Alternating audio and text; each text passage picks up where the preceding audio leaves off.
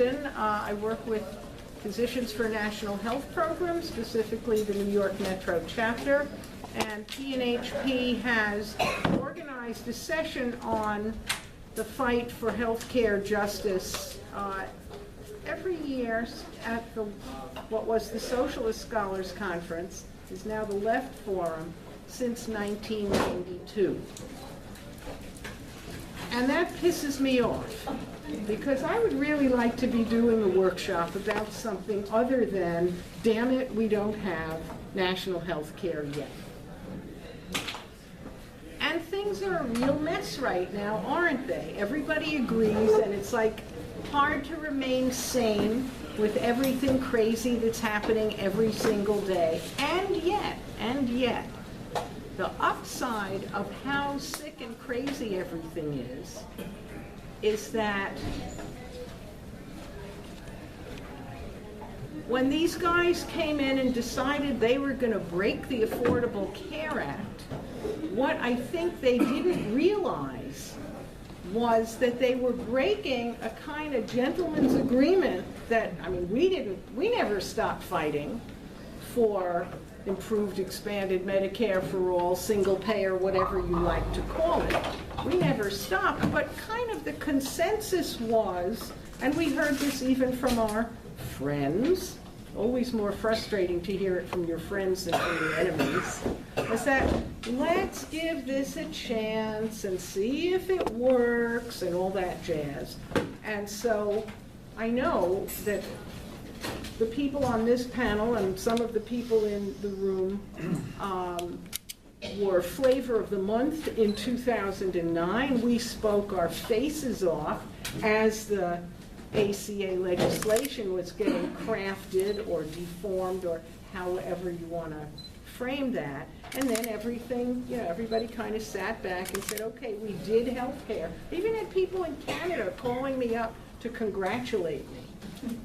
I'm like, are you kidding me? We don't have what you guys have. This isn't even, and anyway, I'm not going to go there. The panelists will. But my point is this. The minute they jumped into office and it got all the houses and all the whole deal, they decided, this is it. We're going after Obamacare. And boy, oh boy, did they not really get what they were doing when they started to do that. And what has happened since is that we, those of us who are fighting for real national health care, for health care as a human right, for health care justice, we have been Flavor of the Month ever since.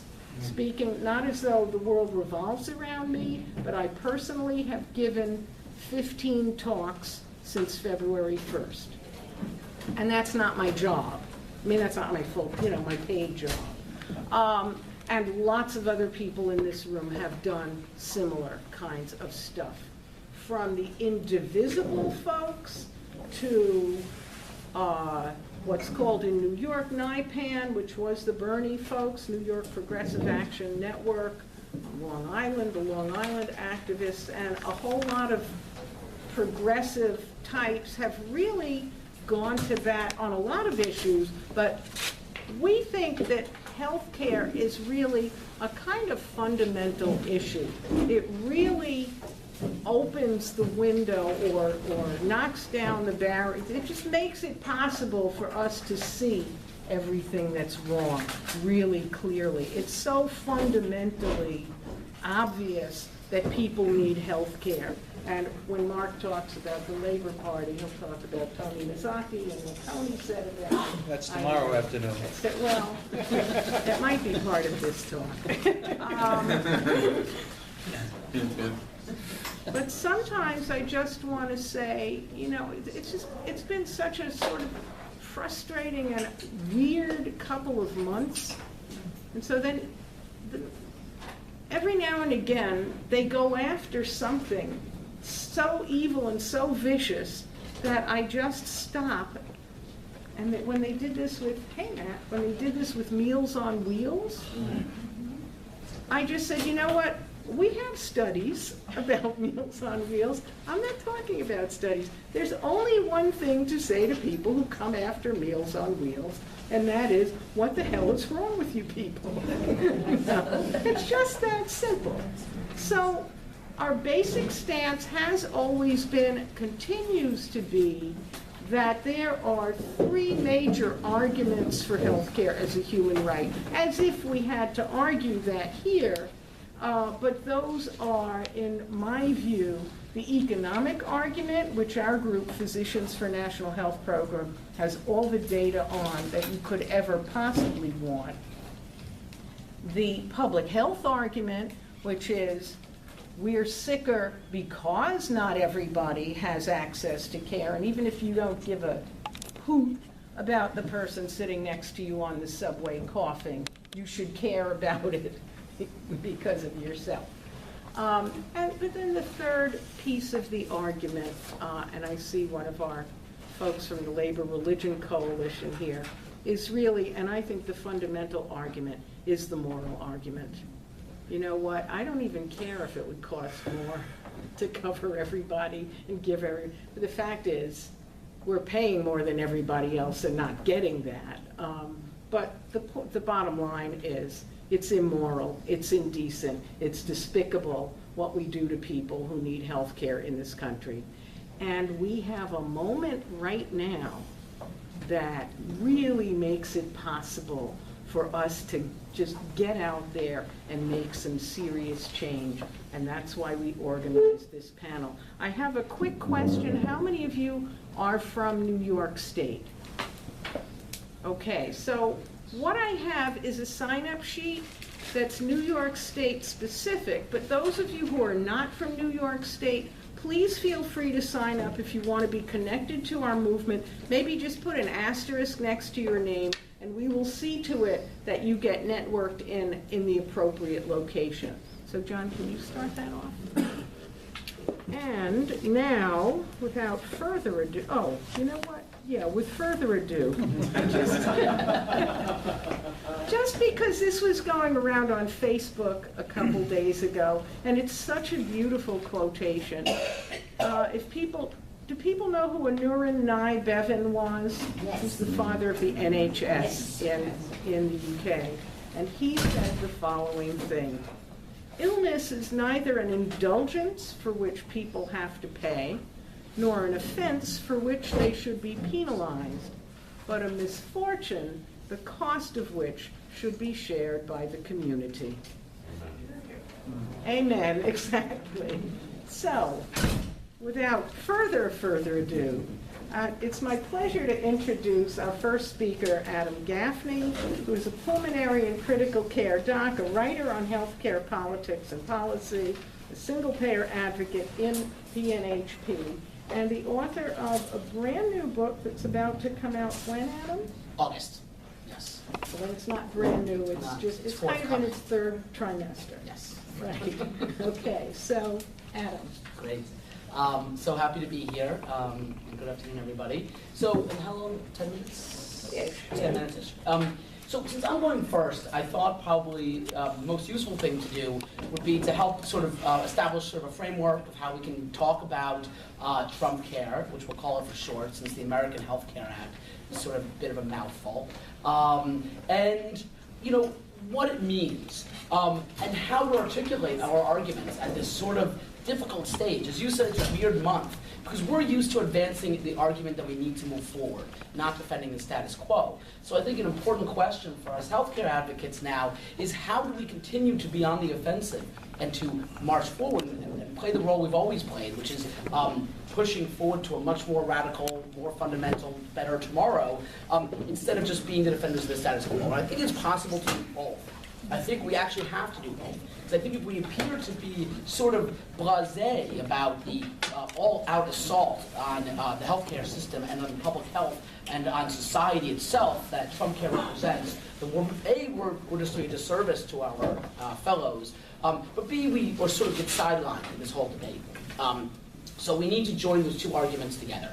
So why don't I say a couple of words about Trump Care and what it would do and why it is so dangerous. So in many ways, you can think of Trump Care as a really rotten, just extremely repressive version of Obamacare in some ways, insofar as it keeps many of the structures of the Affordable Care Act in place. Okay, so for instance, what is some of the big changes? Well, one of the ways that Obamacare expanded health insurance was through these marketplaces. People sometimes refer to them just as Obamacare plans. They're gold, silver, bronze, platinum versions. You buy them on websites, and that did expand healthcare to a fair number of people, probably somewhat shy of 10 million. And so what Trump Care does is it keeps those subsidies of the private health insurance industry in place. So there'll still be federal money flowing into the insurance industry, but it makes it more regressive. It gives it to higher income people who would otherwise not be getting subsidies. And it makes it less adequate. So especially older Americans would be much less likely to be able to afford a health care plan. Okay, such as one way that it takes an existing structure of the Affordable Care Act, sort of twists it in a way that's more aggressive, more beneficial to higher income people, and less actually adequate for people who need to buy insurance. The other thing it does is it literally just guts the hell out of Medicaid, okay? And this is a huge dream. Paul Ryan talked about how when he was back in college around the keg, they dreamed about slashing Medicaid. It shows, what, a ruthless guy he really is at heart, and why this isn't really about Trump, as much as our enemy is aimed at Trump. This is the conservative ethos, this is the Republican ideology that they've been wanting to launch as soon as they had more power. So the American Health Care Act, Trump Care Act, basically establishes these per capita caps on a per basis level or a block grant. It doesn't really matter how the exact details. The fact of the matter is that it slashes Medicaid over 10 years by more than $800 billion.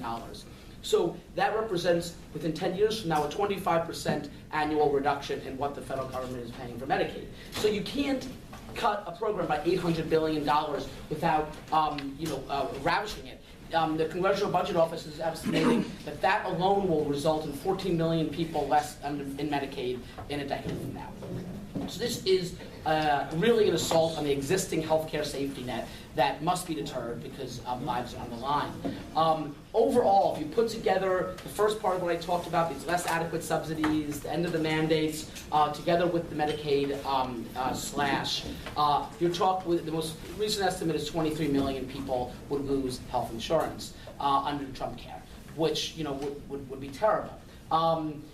Now, who benefits? I think is always the question. Like, is this who actually gains? It's pretty simple, and I think this is how we need to frame this issue because I think it's a winning argument. This is a funneling upwards of wealth and of resources to the rich. There's no question about it. Everybody is in agreement on that. For all of Obamacare's faults, which we can talk about all the things that left undone, it did put in place 2 progressive taxes to help fund the expansion of health care. And those taxes only apply to people making over $200,000 a year.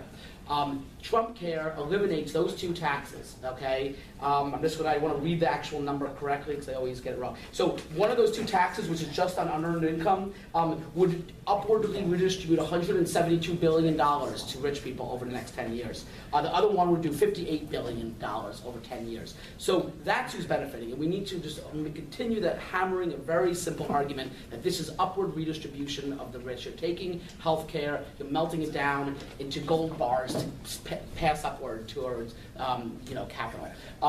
And there's also big tax cuts for health industry players, $144 billion over 10 years to the health insurance industry. There's even a provision that allows high executive salaries and insurance industries to be tax deductible, which is essentially a $500 million upward redistribution. So the argument here is clear. This is upward redistribution of wealth and people being thrown under the bus as a result. And in terms of the harm done, a lot of people have thrown around numbers in terms of how many people die from this sort of thing.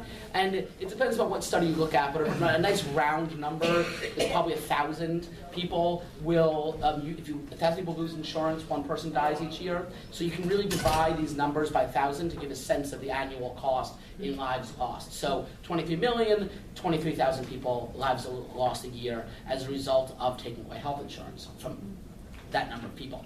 All right, so that's where we are now. So let's now shift gears in terms of why we cannot simply stick with the status quo, and why only pushing back and having an offensive battle against Trump care is not enough. So as I said, 23 million people will lose health insurance under Trump care. But without Trump care, we have 28.6 million people already uninsured. So this is really just exacerbating an already bad situation. Really, every flaw of the American healthcare system, Trump care is simply exacerbating. So on the uninsurance front, even 10 years from now, we're estimated to have around 28 million people uninsured, even without Trump care. So that would be almost double, or a little less than double than Trump care. So it's a bad problem that's being made worse. That's the number one problem. So, and if you look, and if you think of it this way, if I said 23,000 people are dying a year as a result of Trump care, then as a result of not doing single payer, we're having 28,000 people dying a year as a result of sticking with the status quo. So again, every problem has its corresponding, every problem of Trump care basically exacerbates an existing problem in the U.S. healthcare system. The second problem is underinsurance. And I think this is something that the Republicans, Trump actually used this to his advantage throughout the campaign. They've been hammering, oh, Obamacare, these high deductibles. And there was a sort of true criticism. It was completely and utterly dishonest, because what they're going to do is actually make it much worse and actually increase deductibles and increase out-of-pocket payments. But it was an effective, if totally lying argument over the course of the campaign. And so we need to hammer that point as well. Underinsurance is a real problem. We need to take people's criticisms of the Affordable Care Act seriously, because deductibles and co-payments have been rising. It's squeezing families' ability to pay for other household expenses. And it was, again, what the Republicans used against Obamacare. So we need to take that argument and put it the other direction. So uninsurance will get worse. From 28 million, we're going to go up by 23 million. Underinsurance would actually increase under Trump care, but it's still a real problem, and $1,000 deductibles are becoming the norm. Just new health insurance statistics from the CDC 2 weeks ago show that now 40% of all private health plans are high deductible health plans. So that's, soon they're just going to be the majority. We're going to stop calling them high deductible health plans, because they're just going to be health plans. That's what's going to be the norm. So I think I've been talking for about my time. I would just close by saying, as Martha pointed out, they made a mistake, I think, a tactical error, because they have unleashed a lot of anger. And by taking this step, whether they succeed or whether they failed, I think it has the galvanizing effect on the population that we're seeing in terms of healthcare rallies all over the country, energy into new campaigns, just more activity of existing groups, new groups altogether are appearing. This assault has, in fact, galvanized the population, and it would be a mistake to not take that energy, use it both to turn back this vicious assault and also push onward with our own more progressive agenda in coming years. Super. So next up is Mark Dudzic, and Mark is a longtime union activist and former national organizer of the Labor Party. He currently serves as national coordinator of the Labor Campaign for Single-Payer Health Care. Mark. Well, thanks, Martha. It's great to be here. It's an exciting time, an interesting time.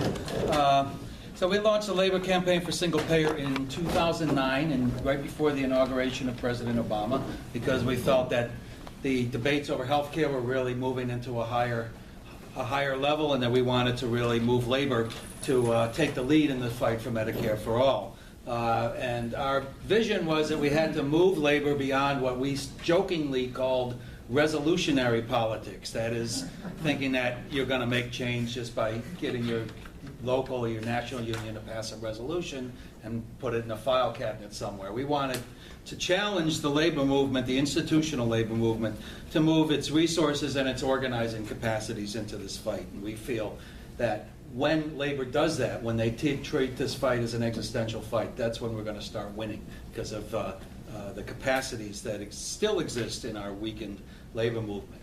So we currently have 13 national unions who are affiliated with the Labor Campaign, 9 state labor federations, dozens of regional and local unions around the country. We have 2 principles that unite us. Number one, that healthcare is a fundamental human right, and it must be treated as a public good, not as a market commodity. It must be treated the same way we treat education, or we used to treat education, firefighting and libraries and other public goods. It needs to be treated as a public good, not as a market commodity. So from that, of course, the logical conclusion is you need some kind of a single-payer Medicare. The victory in this fight is going to come about when we build a powerful social movement to dislodge the corporate power that's at the core of this for-profit healthcare system. That this is not a question of coming up with the perfect policy proposal or drafting the most exquisite piece of legislation, that this is a question of building power for working people to challenge the corporate power that stands between them and their health care. And for that, again, labor is crucial, because labor, at least in theory, exists to fight corporate power. And we need to use those capacities to take on corporate power. We feel that there also are two reasons why this is a uniquely labor issue. Number one, healthcare has to be taken off the bargaining table. It's completely unsustainable to continue to link healthcare coverage to employment, and labor can no longer bargain effectively to provide decent healthcare for their members, their families, and retirees. We got the release of the Milliman Report. The Milliman company is an employee benefit consultant. Every year they publish an index of costs and things. It currently costs for a decent, not a great, a decent PPO-style health plan for a family of 4. The total costs in the U.S. is $26,944. That includes $15,259 that employers pay through their contribution, and $11,685 that the workers and their families pay for the coverage. And out of that, that's $7,100 comes right out of their paycheck as their contribution, and $4,500 comes out of co-pays and deductibles, as Adam said.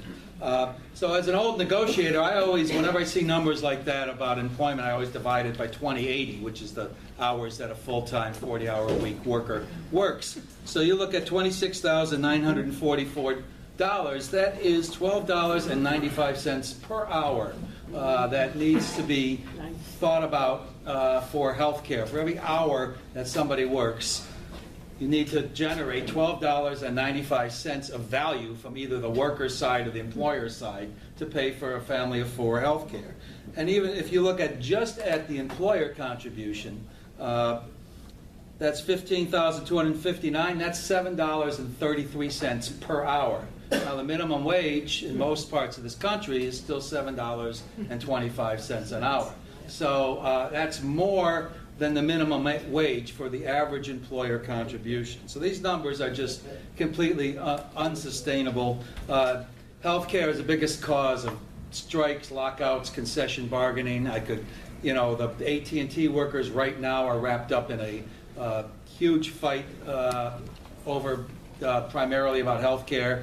There was a battle in upstate New York last winter, Momentum Chemicals, where healthcare was an integral part of the concessions that this hedge fund was trying to squeeze from these workers in upstate New York. So it's a constant battle, unsustainable, and more sections of the labor movement are doing it. The second reason we think it's important is because it's transformative for the labor movement. It's part of the change of labor to get it back to a movement that speaks on behalf of the interests of the entire working class, rather than its perception as just a movement that represents the narrow interest of a segment of the working class. By fighting for health care for all, by defining that issue as a broad issue for all working families, we can help transform labor and help revitalize the labor movement. So we've been living under the ACA regime for the last several years. And Adam has done some real excellent work on just how analyzing the ACA is sort of the perfect neoliberal solution to the medical system, because it tries to use market forces to allocate the resources in the healthcare business, and that has driven inequality. And for labor, the Affordable Care Act, which we may be looking back fondly at some point, but it's, you know, it was no walk in the park, and we really further undermined employment-based benefits without building real comprehensive social insurance solutions to these problems. You know, Adam briefly mentioned the gold, silver, metal bands of benefit coverage. We see that as a race to the bottom. It's a roadmap for employers and other providers, payers of health care, to move people down, to shift the cost from people who with the capacity to pay to people who can't pay but are weaker politically. The way the taxes played out on health care, there were certain inequities built into that system. It's very interesting that the Republican proposals repeal almost all the taxes of the ACA except for one tax, which is called the Cadillac tax, which we call a Chevy tax, which is a tax on decent union-style health care benefits. The Cadillac tax still remains in all of the Republican proposals that I've seen, but all of the taxes for high-income people, medical device manufacturers, they all get a walk in the park. So we continue to face those. It had unworkable mandates that really put additional competitive pressures on union benefits. And in fact, throughout this entire ACA regime, which may continue or may not, you know, the attacks on union negotiated benefits increased, cost shifting continued to intensify, strikes and lockouts continued to play out. Public workers were more and more challenged as private sector workers lost their benefits. The gap between what the rest of society had and what public workers had became greater, and their benefits became more and more vulnerable because of that. So the disaster, the slow-moving disaster, continued to unroll even under the Affordable Care Act. Now, I have to say that this time last year, we thought that we'd be facing another neoliberal administration that would kind of continue the there is no alternative kind of style of work that well, the Clintons sort of exemplified in the 90s, and Obama basically adopted with a bit of more flash and rhetoric. But you know, we thought we were going to be facing basically a president who said continuously during the presidential debates that we will never, ever have a single-payer health care system, and that we're going to be prepared to challenge that perspective and to expand the fight for Medicare for all. Well, we know what we got instead of that. But one thing that I think is very interesting is that, to some degree, the weaknesses of the ACA and Clinton's firm identification with that was a factor in her defeat, because when you institute a healthcare system that's reliant on the private for-profit insurance industry and the other for-profit carriers to administer that system through market forces, you begin to own all of the problems of that system. And the Republicans, as Adam said very dishonestly, but they exploited people's anger and frustrations with this system because, you know, their deductibles were going up, and they were being unable to access coverage. You know, the system never really worked effectively for working people. And so now, I think the political calculation has really been turned on its head as a result of this election. The attack on single payer from the neoliberal front is, it's not politically viable. You're never going to be able to convince people to make this big leap into a publicly financed universal health care system. So we got to do all of these little incremental kind of procedures. Well, guess what? That incremental mess is no longer politically viable. You can't really defend that system anymore. And yet, Medicare for All remains supported by vast majorities of the American people. 58% in recent polls of all Americans, huge majorities of people who identify as Democrats, I think in the 70s. Even Republicans come very close to majority support for Medicare for All solution. So we believe that this, has really kind of shifted the political viability proposal. And now we have these right-wing attacks on the Affordable Care Act that are vicious and mean-spirited, and as Adam said, primarily focused on redistributing resources from health care to tax cuts for the rich. And it's awoke a sleeping giant. People are in revolt against this, and they're fighting for the right to health care. They are not fighting for the right to purchase a private insurance plan on a state exchange. This is not what is bringing thousands of people to town hall meetings around the country. They are fighting for the right to health care. They want the right and the access to health care.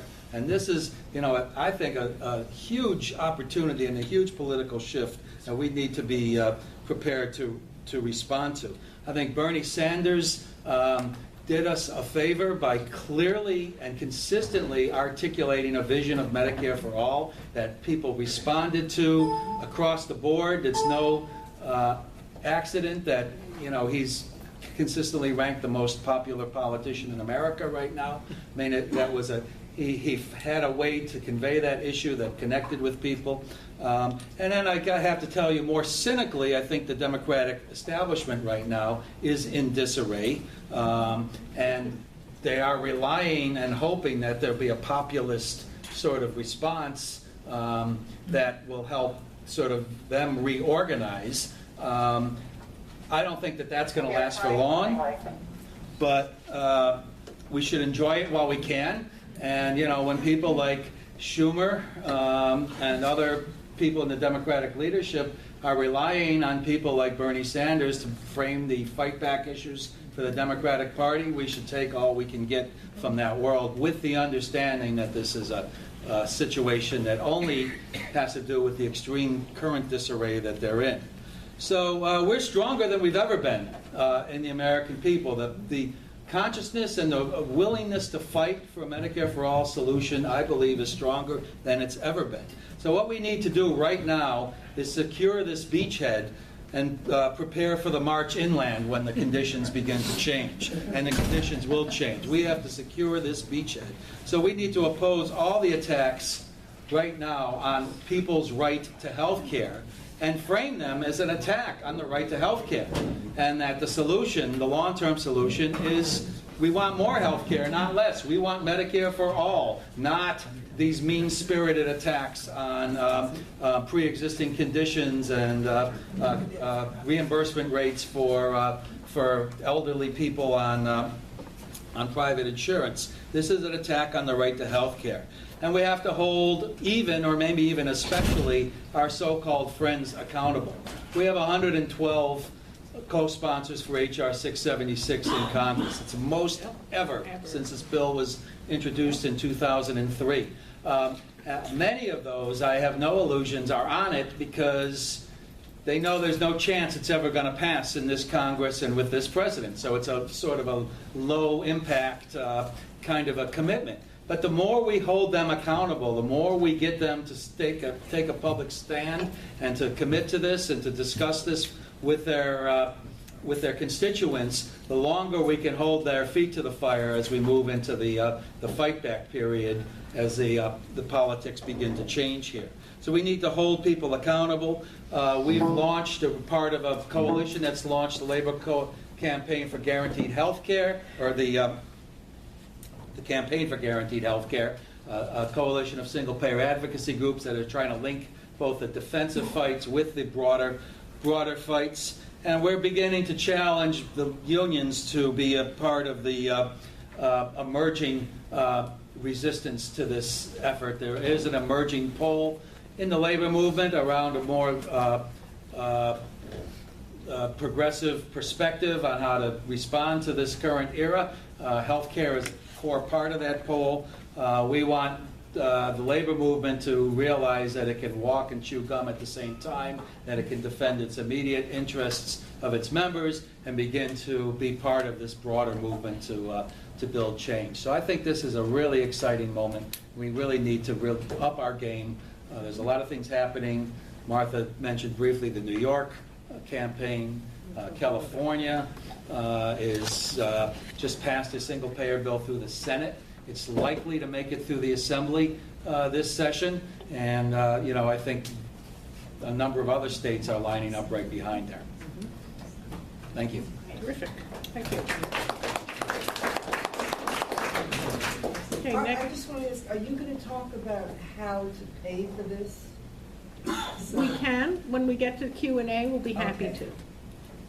to. Next up is Jenny Brown, who's project director with National Women's Liberation and is a co-author of the Red Stockings book, Women's Liberation and National Healthcare, Confronting the Myth of America. Jenny. You want to use this? I don't want to use the computer, I just want to stand. I was indoctrinated by a speech and debate teacher in high school. So it's great to be here, and it's a wonderful turnout, and I'm glad to see everybody, because this is sort of an amazing moment. But I want to talk a little bit about why a feminist group specifically is working on universal health care. And it's not because women are sicker, or we need health care more, or because we're more caring. In fact, we'd like to be a little less caring. We do 80% of the unpaid care work at home. The reason that we as a women's liberation group are focused on a universal healthcare system is that healthcare is the biggest part of the fringe benefit system that goes along with our sexist family wage system. Fringe benefits were created in the U.S. to substitute for the kind of universal programs that labor movements were winning in other countries, and so instead we got them connected to our jobs. It's a way of controlling us, as we all know. Job-based benefits have been bad for women's equality as well as workers' freedom. The family wage ideal, of course, was that one spouse, the husband, held a job and his employer's coverage covered the wife and children. That meant that you had to stay married to receive health care. And of course, now both spouses can't afford not to work. But the job and marriage-based health insurance continues and is sort of a zombie remnant of this sexist system. And in addition, for women, job discrimination is amplified by health care being provided or not provided through our jobs. We're much less likely to have jobs which have decent health care. So our economic independence from men and our bosses would be drastically increased in a system that provides health care to everyone regardless of age, marital status, type of job, anyway, a universal system. So in the face of Trump's election, our group called a strike for Inauguration Day and the day after. 7,000 women pledged to abandon their work, both paid and unpaid, to protest. Part of the impetus was Trump's promise to attack health care. We said to ourselves, well, we know what this new administration has planned. They want to push even more of the care of the sick and the frail into the family, by which they mean women, and they will absolutely block any family and medical leave. They want us to do it all for free. So women are the ones who do the extra care when insurance companies kick patients out of the hospital quicker and sicker. We're the ones expected to pick up the pieces when they cut elder care. And as we see with this giant slashing of Medicaid, that is also going to be women picking up the pieces on that. We're also the ones who lose coverage and become dependent on our spouses when the care work becomes a full-time job. This election of Trump was a particularly sharp moment to think about these issues. For me, I was diagnosed with breast cancer just after Trump was elected. I got surgery before Christmas, and I just completed radiation therapy in April. I'm self-employed, and my coverage is through Obamacare. Without it, I wouldn't be able to afford coverage, assuming any insurance company would even cover a cancer patient, which of course they try to avoid sick people. So without Obamacare subsidies, insurance companies would refuse to cover people with pre-existing conditions like me. And the bottom line is to make money for their shareholders, and that means they have to avoid sick people. This has been the big surprise for me of the last year, and something that I didn't anticipate. When we were fighting against Obamacare and for a Medicare for all system, there were people who said, oh, well, this will be a slippery slope towards single payer, you know. If we just get this, then well, it turns out there is one way in which it is a slippery slope, and that is that it turns out that stopping insurance companies from excluding people based on pre-existing conditions is something that a lot of people are not willing to go backwards on. Although we may still lose it. It's really a fight. And it's instructive to remember what the medical insurance market, the individual insurance market was like before Obamacare. I'm now on Obamacare, but my husband and I had an individual policy for 10 years from about 2000 to 2000 every year because, of course, we got older every year. And so they went from $250 a month to nearly $900 a month over that 10-year period. It had high deductibles and out-of-pocket expenses, much like the Obamacare policy that I have now. But back then, the company, which was Blue Cross Blue Shield of Florida, which is a nonprofit, was able to exclude anything they wanted. And they excluded anything to do with my reproductive organs. Not because I had anything wrong with them particularly, but because I was a woman in my mid-30s without children. And so actuarially, I was liable to have reproductive issues, and they didn't want to pay for them. So, hey, if I got uterine cancer or ovarian cancer or cervical cancer, I was on my own, despite the fact I was paying $900 a month for coverage, right? Now people will say, why didn't you shop around for a policy? This is another point that we forget. Obamacare hasn't really narrowed the choices of insurance on the individual market. There were very few companies that would sell you an individual policy. There were 3 in my area, which is North Florida. And applying was more like supplication than an application. You had to fill out multi-page forms listing everything that had ever happened to you medically, all the while hoping that you looked like a good enough risk, right? And then they deigned to give you a quote, which was take it or leave it. And then you also had to report whether you had ever been turned down for insurance before, right? And if you had, that was a giant black mark against your name.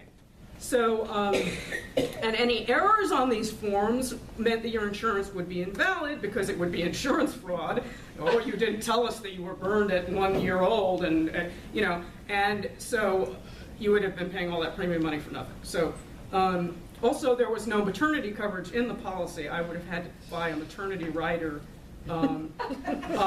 which was about $80 a month, as I recall. And of course, you had to buy that before you got pregnant. After you were pregnant, they wouldn't sell it to you. And even if you do get the rider, remember the moment your baby is born, she will come with her own deductible.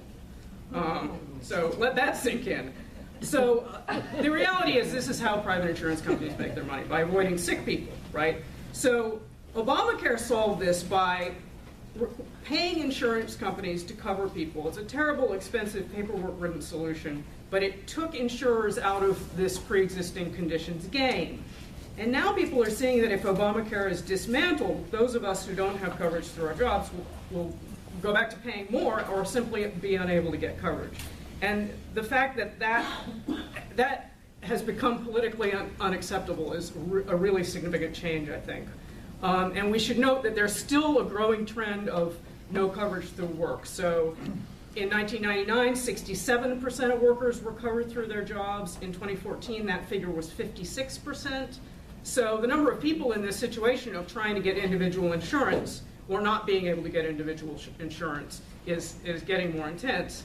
And as we would expect, low-wage workers are hit the worst. If you're between 100% and 250% of the poverty level, only 53% of workers in that category get offered work insurance, and only 38% take it up. And often that's because it's a policy like Walmart's, where you need every last dime of your wages. You can't possibly pay the $20 bi-weekly out of your paycheck for a policy with a $2,750 deductible and an out-of-pocket maximum of $5,000. As a Walmart worker, you're not going to be, that's not insurance. That means you will not get care. And my Obamacare policy right now has a $7,000 deductible. Between December of last year and today, I have had to go out of pocket almost $16,000. So just to give you an idea of the gaps that Obamacare provides. So I just, like Mark, I was involved in the effort to build a Labor Party along with a lot of other folks in unions, and one thing you learn from that, and I think that the Bernie campaign exposed once again, is that the Democratic Party establishment is also just plain the establishment. It's a wing of the establishment, the insurance companies, the banks, all the other vested interests that are making a lot of money in the current system. And I was recently on a call that PNHP organized with the folks that ran this single-payer initiative in Colorado. Their initiative was on the ballot in November. Last November, it was defeated 21 to 79%, partly because the wording was, shall state taxes be increased 25 billion annually? That was the first part of the wording. In their campaign, one of the organizers, Ivan Miller, said, it's just like in Bernie's book. When we went and asked for support for single payer from any organization that has decisions made by a board, meaning nonprofits essentially, you would eventually get a no, because they're worried they may lose funding, donors would be upset, there may be somebody on the board who blocks it. Whereas, and Bernie talks about this in his recent book, that when you go to an organization where the membership votes on whether or not you're going to endorse, it's much more effective. So, so that's something to, and an example in Colorado that's of particular interest to feminists and something we need to watch out for. NARAL, which is the pro-choice organization, opposed the referendum in Colorado. And it turned out that one of the board members of NARAL in Colorado is a big wheel in Express Scripts, which is one of the largest pharmacy benefit management. They're sort of the middleman between the pharmacies and the insurance companies, and an enterprise that would become completely obsolete if we got what we need. So, you know, and then the Colorado folks also said the state Democratic Party, which may not do much else, period, acted as an effective gatekeeper to prevent the local Democratic Party organizations from supporting for single payer. And the reason they gave was it would be bad to have Democrats on the ballot associated with something that raised taxes. So these are some things to consider. Our organizing in New York, we have been doing consciousness raising and working on the New York Health Act. And one of the consciousness raising questions we've been asking is, what would change in your life if you had guaranteed health care? And for a lot of people, this is sort of like a light bulb, right? A lot would change if you didn't have to worry about how you were going to get your health care. So I think that one of the things that we should really be doing is getting our own thoughts in order about how this would really benefit us individually, and then go out and talk to our friends and neighbors about how it would benefit them. I think we say, okay, there's Martha went through the economic argument, the public health argument, the moral argument. There's also the let's fight for our own rights argument. You know, we really need this stuff. You know, our lives are being cramped in millions of ways that we don't even remember by a system that makes us reliant on our jobs for healthcare, or these enormous premiums, or we just can't get healthcare. And so you know, uniting the great mass of us, the insured and uninsured, to get a better system, I think is really the key.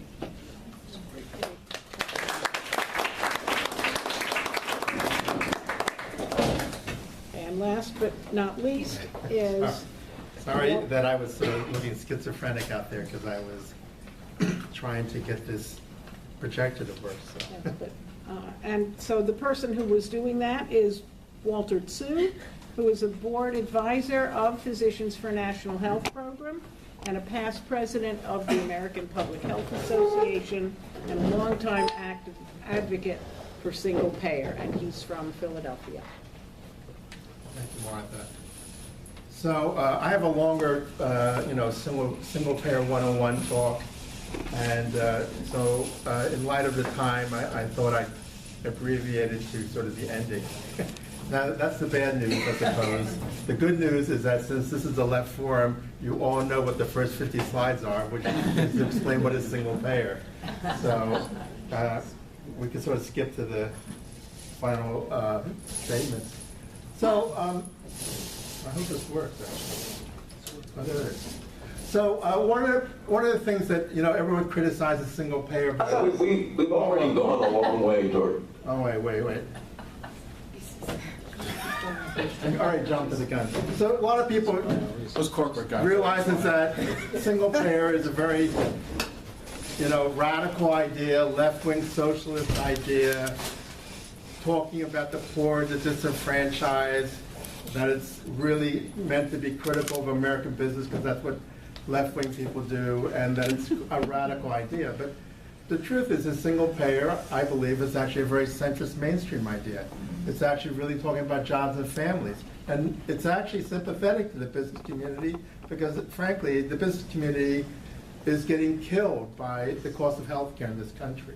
So I think it's increasingly patriotic to talk about single payer. We've managed to have the insurance industry and pharmaceutical industry marginalize single payer as sort of this dirty word out there, so people are coming up with other phrases. But the point here is that we should talk about this is a public good. This is how we finance health care for public goods, is that everyone contributes in some way to the best of their ability, and everyone then benefits. And if we do something like that, actually, we have a better healthcare system. Now, it turns out that I'm not the only radical person to think this way, that maybe it's a more centrist idea. Increasingly, Trump care, the advent of Trump care, is getting more and more of Republicans and conservatives to think that maybe single payer isn't such a radical idea. And that's what I want to talk a little bit about now. So anybody know who Charlie Munger is? Yep. I never heard of the guy, but frankly, the guy turns out that he and this other guy named Warren Buffett started this thing called Berkshire Hathaway. He's a multi-billionaire, right? He's a Republican. This is what Charlie Munger said just recently. I thought we've already gone a long way toward single payer. It's not a revolutionary idea. Okay, so it's not a revolution. This is Charlie Munger saying this on Squawk. Just like last month he says this. This is a very slow internet, I have to say. Anyway, so... All right, let's cover a couple things from Washington. Well, first and foremost, we are going to repeal the Affordable Care Act of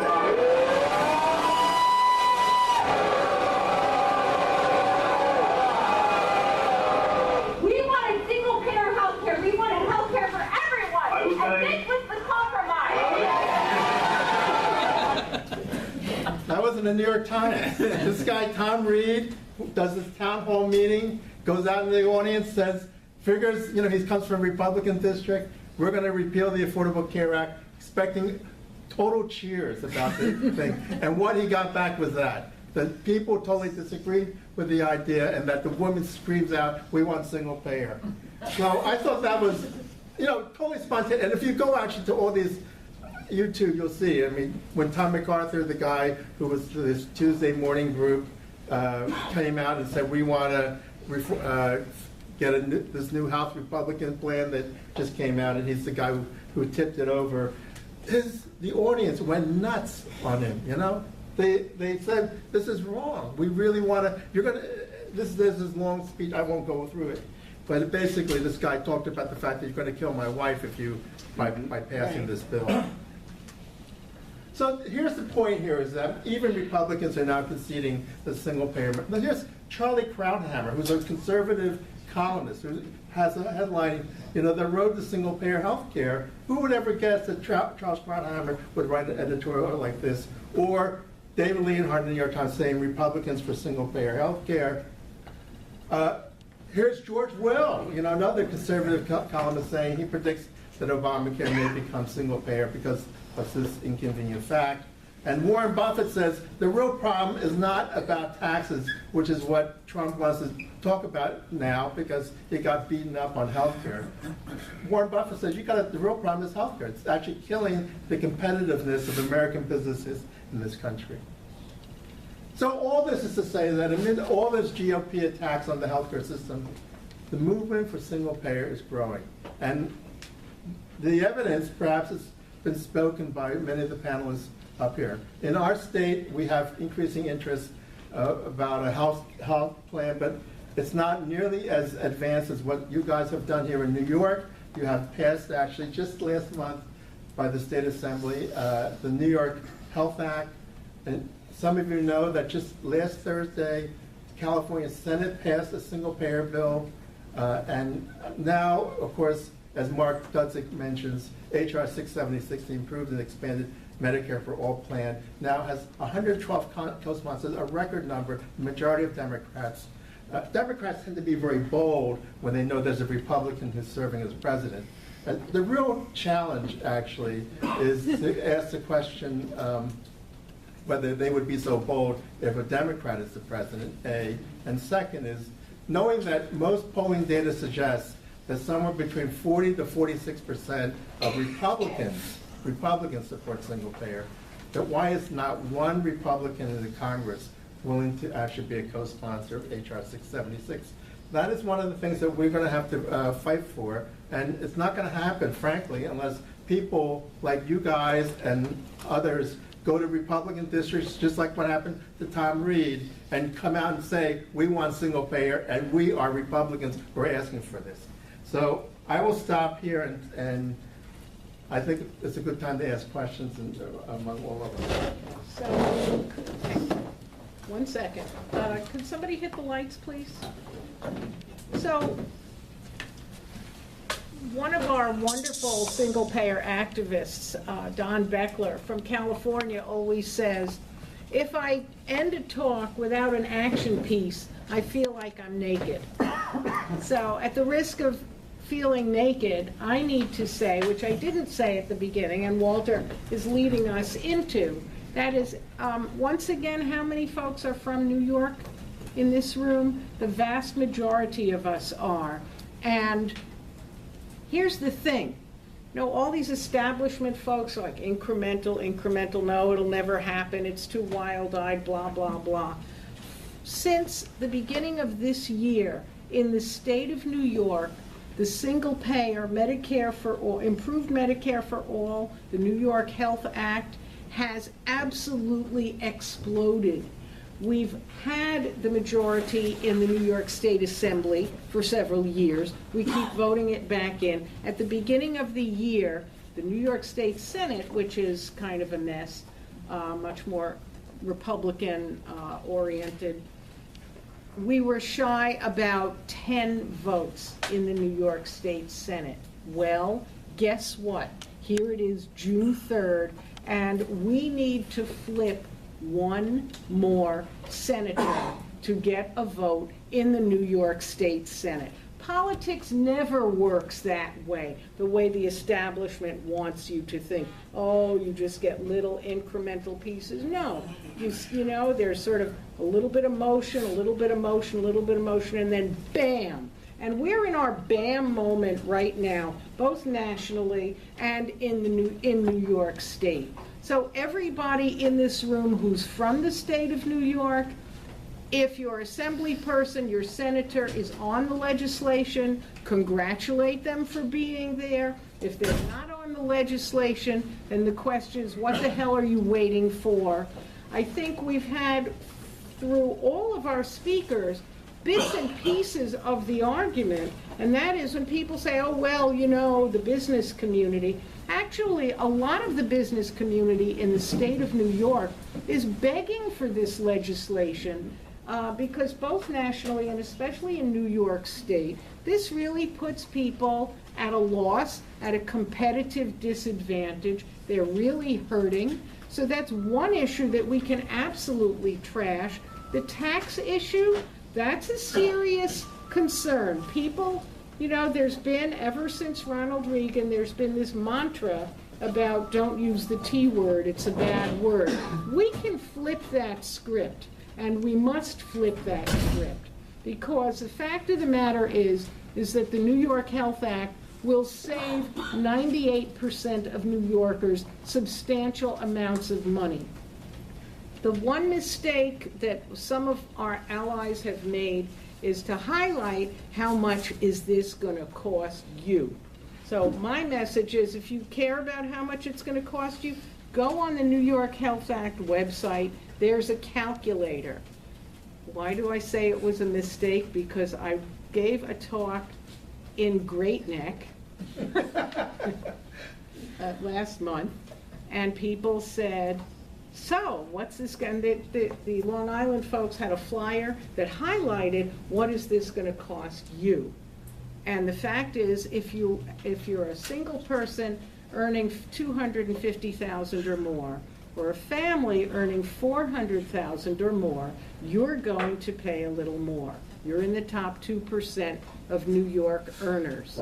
And I was sitting in a room full of the 2%. So it was a little dodgy. They were supportive, but it was like, oh, let me think about this. There it is. We've got the 98, if we get 98%, we'll worry about the 2%. So there's a sign-up sheet going around. Those of you in New York State, as I mentioned, I promise you, you'll never be lonely. There's stuff going on pretty much every day. We're going after recalcitrant assembly people. We're going after Republicans. We're going after the IDC Democrats in the Senate, because we really have to do all of that. Those of you from outside the state, as I said, we will link you in with PNHP National and other national organizations who are fighting for this. There's a die-in going on right now at Penn Station, I believe. Yeah, isn't it a bummer that it was the same? Yeah, I would be dying in Penn Station right now if I weren't at this session. We could all just march out to it after the session. That'd be way cool. It's lunchtime. We could do this. But meantime, I know that you have a question and other questions.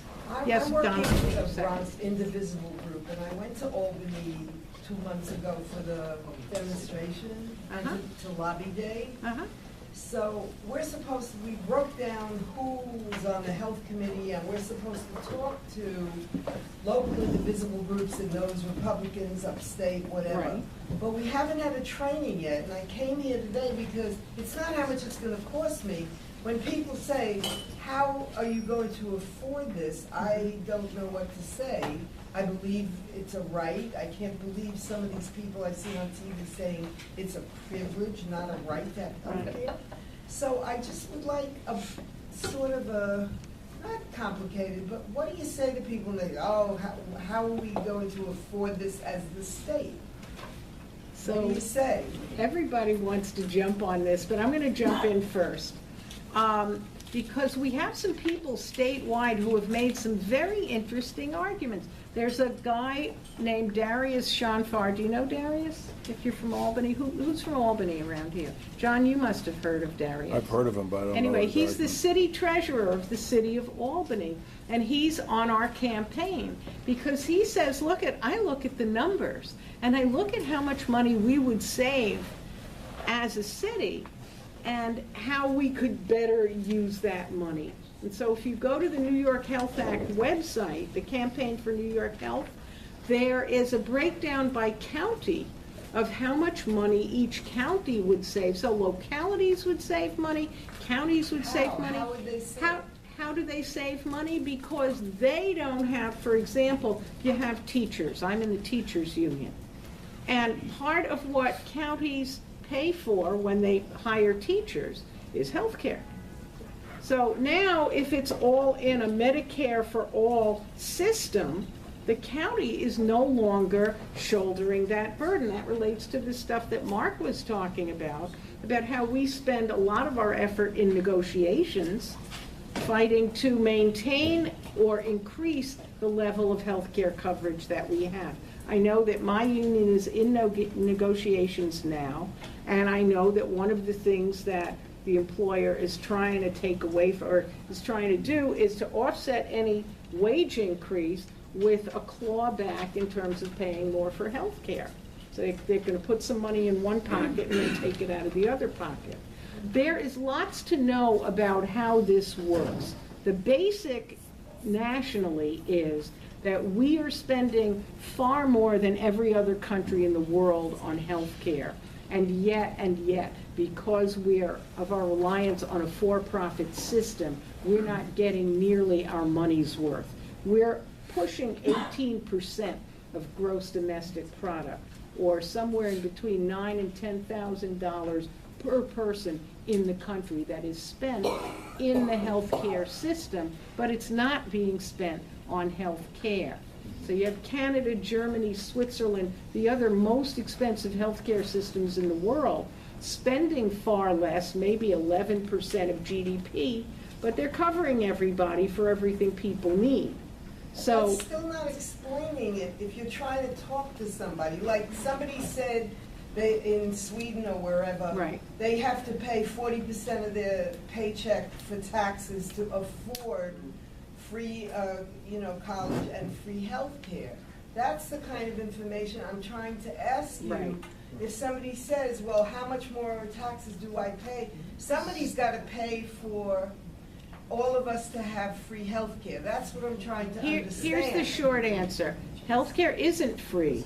We do all have to pay for it, and 98% of us are already paying so much for healthcare in this inefficient, profit-driven system that we will wind up paying less. We're already paying for it. Who is going to pay for it? You're not answering. We are. We are. We are how? How are we paying for it? Out of our taxes, we will pay for it. So that's what I'm asking you. How much more in taxes does No. a person have to pay? So, sorry, don't mean to cut you off. We are already paying for Medicare. Hang on. We're already paying for our own health insurance if we have it, right? Right, I So pay that's for not, Medicare, so that's, 100-something a month. hang on. We pay, those of us who are insured privately are paying premiums, co-pays, deductibles. We are all paying into Medicare. God willing, we all make it far enough that we get to actually get Medicare. If we're on Medicare, we're paying for Part B, we're paying for Part D. So Medicare is not free even when we are recipients. We're all paying for Medicaid, even though a lot of us are not eligible to receive Medicaid. We are also paying in New York State for the uncompensated care that the state pays for private hospitals and other healthcare entities to provide to the uninsured. So we're already paying so much money. Through our taxes? Yes. Okay, so I guess I don't understand the basics. It's just so. Can I explain it this Yeah. I'll explain it differently. There are two ways that we pay for health care, at least philosophically. One is through this premium idea. There's a set amount of money. Let's say it's $5,000 or $7,000 for individuals and $12,000, $13,000 for a family plan. And everybody, no matter how poor you are, has to pay, you reach that $5,000 or $7,000 premium in order to get it. Well, most people don't have that kind of money, so what Obamacare did was it started subsidizing people so they can buy insurance for people who are truly poor. That's one philosophical way. Another way is to believe that health care is a right and a privilege, not a privilege, and that everybody's entitled to health care. In which case, you could actually argue, why don't we just simply pay it through income taxes, progressive taxes, April 15th. If you're really poor, you don't pay any money. You pay very little money. But if you're very rich, you're going to pay a lot of money to pay for your health care. So the answer to your question is, it depends on where you are in the income scale as to how much money you're going to be paying for health care. If you're rich, you're going to be paying probably more than you're paying right now, which is why the rich like the current system, because they only have to spend $7,000 for a plan that if they actually had paid progressive taxation for, they'd be paying $20,000 or $30,000 for, right? But the poor don't like the system because they have to reach that $5,000 or $7,000 premium that they have to pay now. But let's suppose I told you you're really poor, you only pay $10 for the year because you're really that poor, or $100 for the year for your health care. Then you start saying, that's a health care plan, and guess what? You get the same MRI opportunities and hospitalizations that Bill Gates and his family get, all right? That's a totally different philosophy about how we think about financing health care. We don't think that way in America because we've never thought that way. But that's how other countries think about it, right? Health care as a right, not as a privilege. And if that's the case, then it's based on your ability to pay, all right? And that's how we pay for health care. Okay, I understand that. We call this the social insurance model, that you're taking this really fragmented system where you're paying you or your boss are paying private insurance premiums, you're paying co-pays and deductibles, taxpayers are paying actually half of the cost of the healthcare system through your payroll taxes for Medicare and your income taxes that pay for Medicaid and children's health care and everything. We're combining all of that into one big pot that everybody pays into through a social insurance program and that we pay out. Now this is the most difficult issue that the other side uses to exploit people's concerns about healthcare, because healthcare is damn expensive. And even when you save 20% or more because of the administrative and scale savings under a single payer system, you have to come up with a lot of money. So it probably will be the biggest tax increase in the history of the state of New York when we move from a private fragmented insurance system to a social insurance system. And what we need to do right now in union organizing, you call it inoculation. You need to prepare people now to withstand the arguments that the medical industrial complex is going to throw at us about why this is not a good system. So people need to sit down and start doing kitchen table economics and think about what their family actually spends today on health care, which is somewhere in the neighborhood of $26,000 if this Milliman report is correct. And then think about what would they have to pay if we shared those costs fairly through an equitable system. And that's the crucial organizing thing that we have to do almost one-on-one with people as we move forward, or else they're going to get sucked in, as the people in Colorado did, and as in a slightly different version happened in Vermont a few years ago. They're going to get sucked into this fear-mongering attack on how we pay for health care. Okay, Donna, and then John, and then that gentleman. When Ms. Brown was speaking, she mentioned the light bulb moment where you ask people, well, how would your life be different? I had the light bulb moment 6 or 7 years ago when I turned 65. Yeah. And it made the largest difference in the way that I accessed health care that I've experienced in my life. And that was great. And now we're at the point where the 2 of the 3 largest states in the union, I think, may be on the verge of having state-level single payer. So what I'm wondering is, how will those state systems interface with Medicare?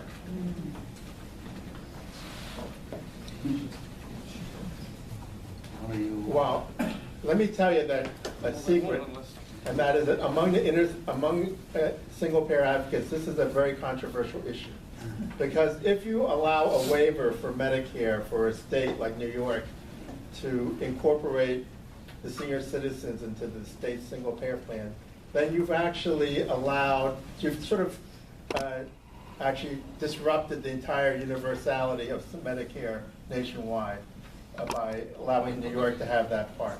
I don't know, and so there are a lot of single-payer advocates who do not like state single-payer plans because of what it potentially could do to the Medicare program. Because let's suppose Alabama decided, okay, you're going to give New York their share of the Medicare money. I want the Medicare money. And you know what? In Alabama, we're going to give all that money to the private insurance companies and let them insure our senior citizens. I mean, you know how a lot of these governors think. And you start realizing that if you start dismantling part of the Medicare program and give opportunities to New York, albeit for a single-payer plan, you could allow other governors who are not so altruistic to dismantle it. So there is a lot of controversy among single-payer advocates on this issue. So to answer partly your question, the way we actually think about it, well, I'm sorry, you're in New York, so you should answer the question. But when do you finish your is that it's that the New York plan would wrap around the Medicare program, that it would be, Medicare would be held intact by itself, and senior citizens could still get their health care through the Medicare program. So you would just graduate into Medicare, in effect, from the state plan? Yeah, you could. Well, that's one possibility. What is New York? But I don't know the New York plan as well as you do. Let me say one quick thing, and then, because I'm not the right person on the New York plan, but 2 quick things. One, whether we're looking at this at a state level or a federal level, we need political change at the federal level to make this happen. I think everybody agrees that. In order to make the state plan work, you at the very least need buy-in from the federal government. So we're laying the groundwork now for single payer, both on the federal level and the state level, but we're going to need transformative political change in order to actually implement any of these systems. Is that a fair? Do people agree with that throughout the room? So there's still a long ways to go. And so this is the moment that the plans are being laid, that the legislation is being worked out, but until we actually have some more progressive government in Washington, it's going to be hard to actually implement a program. The other thing I wanted to say is, I do think that to have a real single-payer program, it needs to be everybody incorporated. You need to have Medicare for all. If we're going to have different insurance programs for different people, you don't get the efficiencies of the single-payer system. So both New York, correct, is Medicare for all, and California is as well. So it would be one system that would involve people of all ages.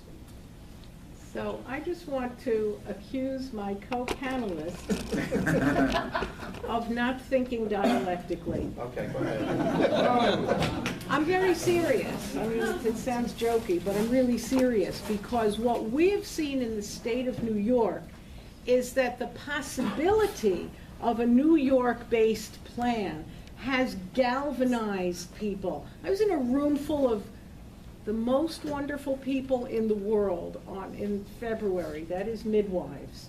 It was my honor to speak to the New York chapter of the Midwifery Association. And we're talking about this, and they're all for giving care to people and all for health care justice, and they can't stand the inequities that they're working with every day. And I'm going on, blah, blah, single payer, yada, yada, yada. And the minute I said state of New York and we're this close, people were like, where do I sign? What can I do? What bus can I get on? Who do I call? That's dialectics, man. That's how you build a political movement. It's not bait and switch. Do we need to transform political power at the national level to get single payer nationally? Sure. And part of how we do that is to get it in the state of New York and to fight that fight in one of the largest states or two of the largest states in the country. Are there weeds? OMG. We know there are weeds. Gerald Friedman's report about the economics of how we would do Medicare for all in the state of New York. If you want to, you can read all 57 pages of it. I haven't. I won't. If you want to get into yeah, you could do that. And you can spend a lot of time on, well, wait a minute, on page 37, it said, how we got involved in doing this was when the Affordable Care Act came about, one piece gave us a foot in the door. And that was a piece that said, way back in 2009, 2010, it said that states could implement their own experiments in providing health care so long as the state's plan met the minimum requirements that were covered by the Affordable Care Act. And we said, we had already been doing Medicare for all in New York State, and we said, oh goody, okay, we're going to take them at their word, and this is what we're going to do. And so did some other states, and that's where we're at. And they said we could start to implement these in 2017. Oh, look at that. It's 2017. Here we are, one bloody vote shy in the New York State Senate. And then people always, here's the wonderful thing about naysayers, right? Like, oh, New York politics, blah, blah, blah. But here's the thing, so Shelley Silver will never introduce this in the state assembly. Wait 5 minutes. He'll be in jail and the next guy. And Carl Hastie comes in and we have a vote 5 minutes later. And then what's-his-face Skelos in the Senate will never, and wait another minute. And so this is how New York politics changes. And then the next move is for people to say, oh, well, Andrew Cuomo, he'll never sign this. Yeah, really? You think that the guy who wants to be president, wants to run for president knows in everybody hates 2020? There are 49 other states where they don't know him, is the thing. But when he runs for president in 2020, do you really think that he wants to run as the guy who vetoed health care in New York State? I don't think so, kids. So that's my, yeah, sorry, that was my dialectics rant. The next person was, the next question was John? Well, I just was looking up the per capita cost for healthcare around the world. The World Health Organization's got it. It's a chart. And the United States, we're number one, $9,403. That was in 2014. Yeah. And right next to it, the United Kingdom, which has a National Health Service, which is even better than single payer, $3,935. And Canada, let's look up Canada. Canada's in 2014 was 5,292. And then we go south to Cuba, my favorite, $817 per capita. And they get comparable health care to us. And by the way, the New York State nurses are doing a workshop on their tours of Cuba tomorrow. I highly recommend going to it. Thanks, John. You were next? It all mentioned the private insurance companies and that the, whether 30 or 40% of medical costs go to private insurance companies. And, Yeah, I mean, when people ask how do you pay for it, I always say, look, we're paying for a giant loaded private insurance industry to hire a bunch of people, pay a bunch of CEOs, pay a bunch of shareholders, sit on the phone for hours telling you you can't get your care. If we eliminated that, there would be a lot of money left over. And so I do think that that's helpful for people to think about. What are we really paying for with these healthcare dollars? And even when it's a nonprofit, like the insurance company I mentioned before, there's still all the workers sitting there on the phone telling you can't get your insurance. There's still the CEO getting in, and the CFO and all of the people under him and all the administrators getting giant salaries. So, yeah. And just to follow up on your point, I mean, that's one of the big savings of switching to a single payer, right? And people who say single payer is not affordable, really my question is, well, then what is your proposal to how to get to universal health care? And there is none. Every other country is doing it. How come we can't? Why don't you come up with a plan, Right. Well, Mr. Politician? A, there's international examples that showed it's doable, but B is the huge efficiency savings within single payer. The estimates of eliminating private insurance are about more than $500 billion a year you can free up on the federal level to pay for health care. That's a massive amount of money. And yes, it comes at the cost of putting people in the private health insurance industry out of work. We need to take that into account and make sure we have something in place for those workers, because it's not their fault. But that's why we need single payer and not some other multi-payer form of universal health care that's not really universal health care, and in any event will be even more expensive than single payer. Yes? Okay, so I kind of agree with this lady in talking about people on the ground who have specific questions, because I can't talk about policy and they wouldn't understand it. If I talked about it, they wouldn't understand it. So if I'm paying, and I want to say that I had the good luck of getting breast cancer a month after I was eligible for Medicare, and boom, done, you know. So if I'm paying on a regular plan $5,000 deductible or whatever, how much will my taxes go up? Now, if they say, well, I don't make a lot of money, then you can say, well, your taxes won't go up.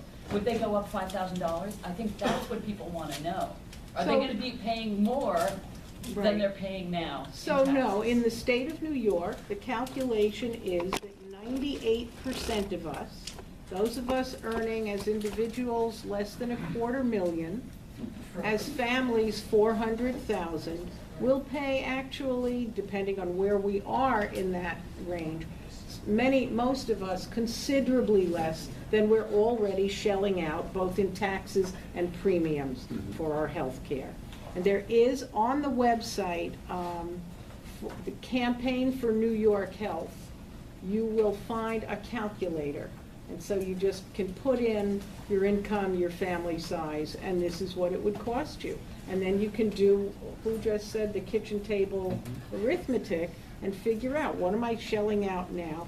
The thing is, of course, that's opaque, because you know you're paying taxes to the state of New York, you know you're paying taxes to the federal government, you know you're paying Medicare, and you know what your private stuff is, but you don't know what portion of your state taxes is currently, which by the way is a huge chunk, is currently going towards paying for health care, not for yourself, not for your family, but for Medicaid, for the uninsured, et cetera, et cetera. For you, because you're a state employee, she's paying your medical benefits. That's also true. You're paying for my health care. Thank you very much. Let's not forget out-of-pocket payments, I think, is a big thing, too. I mean, how much are people paying, apart from premiums, how much are they getting, paying every time they have to go to a doctor, every time they fill a prescription, co-insurance? I mean, the out-of-pocket maximum in the Obamacare plans are, for families is more than $10,000 a year. So people, it's not just the premiums. It's what you're paying out of pocket on a month-by-month, year-by-year level. And single-payer proposals are talking about eliminating that, which sounds radical. It sounds radical, like that you could actually not pay out of pocket when you go to the doctor. But it's happening in Canada, it's happening in the UK. They don't pay anything. In fact, in most of the UK, they don't pay anything for prescriptions. Zero. Nada. Every time they fill a prescription. We can do the same thing here. But here's the other piece of this, is that healthcare becomes a right. You need a doctor, you can go to a doctor. You need a specific doctor, you can go to that doctor, unless a specific doctor decides to be out of the system entirely, you can go. Whereas now, you don't, even if you're reasonably well insured, you don't have a right to see this doctor. You call up some doctors now and they say, doctor doesn't take insurance. That's the conversation stopper. It's not what insurance do you have anymore. In some neighborhoods, it's the doctor doesn't take insurance. That's the goodbye way to deal with it. Okay, yes, I'm sorry, you had your hand up first, and then, yeah. I want to talk about how to address people. I'm sorry? Could you speak up a little bit? Sorry, I meant you. Go ahead, sorry. Go ahead. That's actually what I was going to say. First off, if you say Medicare for all, people say, great, I'm going to get health care and everyone's getting it. If you say single payer, Right. you're like, what's that and what do I got to pay for? Yeah. Okay, that's number one. Number two, we need to make very clear to people, like this whole issue about health insurance companies. What are they adding to health care? It is not a very difficult thing. Every single dollar they take in is going to pay their CEOs, C-levels, their shareholders. Every doctor in this country, every hospital in this country has to hire people to shuffle their paperwork back and forth, which is about denying your claim and your health care. It is not a very difficult argument to make. I don't know why we can't make it. Then number two, if we can get rid of these bloodsuckers, and by the way, they're, until we get Medicare for all, they're getting out of the Obamacare exchanges, making them collapse. We got to demand that every one of their Medicaid Advantage contracts be ended. If they're going to pull out of Obamacare, they don't get the Medicare Advantage contracts. That's number one. We'll heighten their demise. And then number two, once we get Medicare for all, we need to go after these pharmaceuticals. The CEOs are they are the highest paid CEOs in this country by far. $65 million a year, 45, 80, it's unbelievable. And then number three, we're going to have to address the stratospheric costs of hospitals, what they're charging us, and the argument for everyone who's going to be put out of work from these health insurance companies. There's plenty of jobs they could do taking care of seniors, taking care of kids. They could do something productive. I mean, this is not that hard of an argument to make. I don't understand why we can't make it. I agree. Yes. Well, I was going to say something similar. Maybe we're just not used enough to, or we're not in practice of making these kinds of arguments. I do think it's very possible to convince people of this, but it does require a different frame of mind, because I think somehow deep in people's heart of hearts, they actually don't believe that the shift of the cost for Medicare for all system to the taxes is going to be transformative. They think it's going to be additive. They think it's going to be, okay, everything I'm paying right now plus this. That's right. And, okay, we just had a speaker tell us, and everybody in this room could get it. We had a speaker tell us that she spent $16,000 out of pocket in less than a year. And wouldn't that just go right over our heads? as though, okay, That's just plus premiums. exactly, and that's only one component. But the thing is, okay, it's not a tax. It didn't start with that word T. So what? It's what you're paying for your health. I mean, I had the state legislature of New Jersey, because I'm also a public employee in education, right? They told us a few years ago, you're going to pay a hell of a lot more in premiums for your health insurance, and we have a governor who doesn't like teachers anyway. So guess what? My net income has gone like this in the last 7 years. And what is it that's made the difference? The difference is what I'm paying in premiums. It's not a tax. It's not a tax. But so we have to, in talking to individuals about this, since anybody can tell a story, 100 different personal anecdotes, and they all amount to the same thing. I pay a hell of a lot right now. I don't call it a tax. But if I paid that tax, believe it, all of that other stuff goes away. It all goes away. I could pay half of that as a tax, and it would still be less than what I'm paying right now with all those out-of-pocket costs. I mean, there is a way to talk to people about this that will convince them. Good point. Bernie? Yeah, I just want to, first of all, I was very happy to see the name of the bill that Congress has expanded and improved Medicare for all. Because expanded and improved is really important. Medicare is, and Medicaid much worse, seen as kind of just hanging in, just barely providing costs for providers so that you get more people going out of the system over time, and it does not rationalize the system in any way so that it becomes a cheaper, more efficient system that provides better quality service. So I think the concept that people have to have is that if we want to have a rational and efficient, high quality of care system, it has to be, in a sense, regulated at a global level to the extent possible, so that you are then getting the kind of public good where every community gets the infrastructure that it needs to support good health, and then you can negotiate prices with medical providers whose education is paid for example, and you have some rational basis. And so I think that if we have that kind of vision, we can sell the idea. So that's it. And that's why our slogan actually is improved, expanded Medicare for all. Improve it because it's not free at point of purchase or free at point of use at this point, and we want it to be. We don't want copays and deductibles. Expanded because we want everybody in, nobody out. And I always quote Walter on this. He used to say, if you pass the fog of mirror test in the United States, you're in.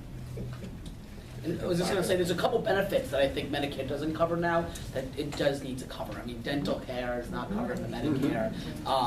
And we need to deal with long-term care as well, which, currently there's no long-term care insurance unless you pay down your assets to poverty, and then Medicaid can help you, but for most people, it's not there. And then it winds up falling on, I think as you mentioned, unpaid labor and families, and there's a whole series of consequences. So it's expanded both because we're eliminating co-payments, also we need new benefits.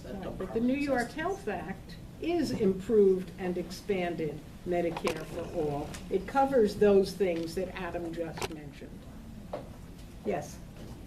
First off, I just want to endorse the idea of explaining the details to people when it comes to, Medicare for all or the New York Single Payer Act, because I'm say that because I've read 40 of the 57 pages of freedom. Not easy to read. The second thing I want to ask is, realistically, who among us doesn't think that if the insurance companies really did believe that there was a chance that the New York Health Act would pass, that they would come down like the hammer of the gods? Oh, absolutely. And ultimately, it's them who write the checks to our dear governor. Mm-hmm. And I guess I want to hear from you guys, ultimately, that's what will carry the day. Yeah. What assessment do you have based on the fact that the last candidate for president of the United States said it was theory and would not work, that we can do to pressure those people, electorally or otherwise, to make sure that it does pass in New York State, in the United States, and everywhere in between? Thank you. This is where I think the state and national level issues are the same. Either way, we're going to have to confront the power of the health insurance industry and, let's be frank, the pharmaceutical industry, because we're talking about reducing drug prices through direct negotiations by maybe as much as 50%. So yes, they're going to come down exactly as you described. And that's why this is part of a larger political movement. That's why this is not simply one more wonky kind of issue that we can address technocratically. This is going to require a mass, broad-based movement that is equal to and actually in excess of the power of the health insurance industry. I don't have any, there's no easy answer here, right? They are going to come down, whether it's the national level, whether it's the state level. The issue is the same. They're going to come down with the full force, and they're going to pull every, lever they can. They're going to pour money into campaigns. There's going to be advertising. There's going to be everything. So as you said, we do need to inoculate the public, as to use your language, now, because it is going to, they're going to make it look as grim and as bad as possible. So that's the large fight ahead of us. Can I just say, Aetna CEO just said, maybe we should have single payer. What? Yes. And Aetna administer it. Yeah, because they want to administer it. So beware. He said, I think we should talk about single payer or something like that. Yeah. So I just wanted to address what this gentleman said, because I brought up the issue in Colorado with the Democratic Party and some of the obstacles that we're going to feel. I think in Colorado the anti-group was called Coloradans for Coloradans. So it's like, and it's going to be, a healthy New York, whatever. And we always have these, and then we'll have people who pretend to be friendly who are also, sort of so there are all these different levels of it. And basically, I think that the answer is it needs to be a social movement from the ground up, and I think we really need to make sure that our organizations are accountable to the membership and not accountable to grant funders. I think the movement has been basically funded by a lot of, any activist group you can name. Somebody comes in with a grant, and then that's how they make their money. I think we need to have dues-paying organizations. Our organization does not take grants. We are a dues-paying organization. Same thing with unions. It's based on dues. I think we really need to build up our movement in that way, and that there is, we are going up against the establishment, and that includes the Democratic Party. Yeah, I would just add, I think first you need to seize the terms of debate so that the debate is coming to you. So you got a guy like Charlie Munger, or whatever his name is. We didn't hear his whole talk, because he said, yeah, I think single payer might work, but there ought to be an opt-out for the rich so that we can have like a better healthcare system. But you know what? The debate is now, he's arguing on our terms rather than us arguing on their terms. What we continually do is bargain against ourselves. So Obama says, well, if ideally we'd have single payer, but let's at least have a public option. And then, we bargain down from there. So now, we have begun to seize the terms of debate. And I think the important analogy might be the sort of New Deal analogy. The New Deal saved capitalism, but the capitalists didn't support it. They viciously opposed it. And it was actually when Roosevelt went to the people who wanted to fight the malefactors of great wealth, as he called them, that he was able to institute the New Deal. So, I think the worst illusion that we could have right now is that somehow the goodwill of the Republican, pro-business, Democratic establishment folks is going to save the day. We have to build the kind of social movement that will keep the terms of debate on our side, and they will come to us. Some of them will come to us because of that. And in the long run, some of them will think, you know, geez, we should have done this a long time ago. But, you know, the important task for us as activists is to continually challenge those folks from the outside and hold their feet to the fire. And that's where arguments like Jenny's and like the moral argument and telling stories is so key, because we can wonk ourselves to death about the 40 pages you already read of Friedman. And he's great, by the way, don't get me wrong. It's just that's not where the political fight is going to be waged. It's going to be waged on, you know, Jenny standing up and saying, I don't have another $16,000. And, you know, and the kind of just grassroots outrage that we've seen all over the country, people standing up and saying, really? You're going to tell me that my wife has to die because you're going to, et cetera, et cetera, et cetera. That's what we have to harness, because the truth is on our side. Truth and justice are on our side, and we really have to harness that. And you're absolutely right, late folks, but we just have to keep building our movement and fighting back. We're either going to win or not, but we're going to fight like hell to get there. I guess we're out of time.